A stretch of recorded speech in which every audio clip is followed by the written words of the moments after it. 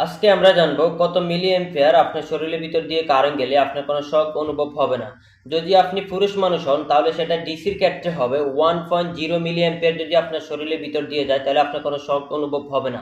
আর যদি সেটা AC current হয় তাহলে 0.4 মিলি এম্পিয়ার পর্যন্ত যদি আপনার শরীরের ভিতর দিয়ে কারেন্ট যায় তাহলে আপনার কোনো শক অনুভব হবে না। আর যদি সেটা মহিলা মানুষ হয় তাহলে ওনাদের ক্ষেত্রে কারেন্ট রেটিংটা হবে আরো কম। মহিলাদের ক্ষেত্রে ডিসি কারেন্ট হবে 0.6 মিলি এম্পিয়ার, আর অনুরূপভাবে এসি কারেন্ট হবে 0.3 মিলি এম্পিয়ার।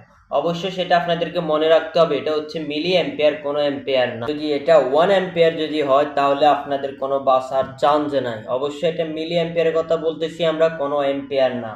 অনুরূপভাবে যদি একজন পুরুষের ক্ষেত্রে ডিসি কারেন্ট 5.2 মিলি এম্পিয়ার যদি ওনার শরীরের ভিতর দিয়ে প্রবাহিত হয় তাহলে ওনাকে একটা শক অনুভব করবে, বড় কোনো ক্ষতি হবে না। আর যদি সেটা এসি কারেন্ট হয় 1.1 মিলি এম্পিয়ার যদি ওনার শরীরের ভিতর দিয়ে প্রবাহিত হয় তাহলে ওনাকে একটা শক অনুভব করবে, বড় কোনো ক্ষতি হবে না।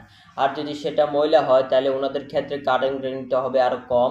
সেটা যদি হয় ডিসি কারেন্ট একজন মহিলার ক্ষেত্রে হবে 3.5 মিলি এম্পিয়ার। যদি ওনার শরীরের ভিতর দিয়ে কারেন্ট প্রবাহিত হয় তাহলে ওনাকে একটা শক অনুভব করবে, বড় কোনো ক্ষতি হবে না।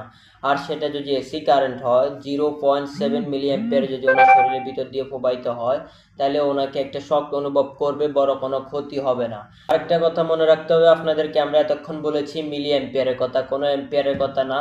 যদি কোনো একটা মানুষের শরীরের ভিতর দিয়ে যদি 1 এম্পিয়ার পরিমাণ কারেন্ট প্রবাহিত হয় ওই মানুষটা বাঁচার কোনো সম্ভাবনা নাই। আর সবচেয়ে বড় কথা হচ্ছে ডিসি কারেন্ট থেকে এসি কারেন্টটা তুলনামূলক ডেঞ্জারাস। দুটোটা কারেন্টের ডেঞ্জারাস, কিন্তু ডিসির থেকে এসিটা হচ্ছে খুবই ডেঞ্জারাস।